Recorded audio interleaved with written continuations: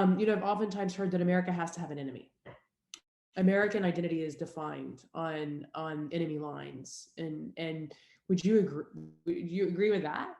In general, this is how the United States has cohered its identity.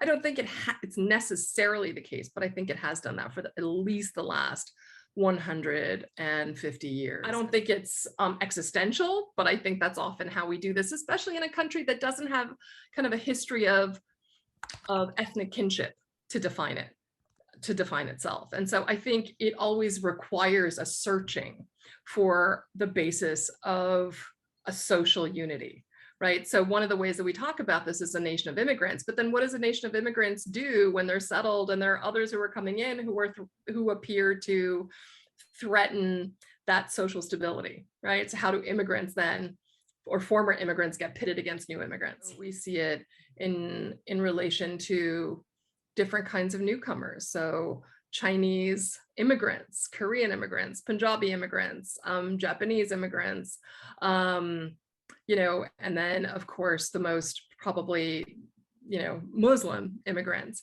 And that wasn't always the case. Like we actually had various immigrants from Syria and Lebanon who settled in various parts of the South, right? In Texas, in Alabama, Arkansas.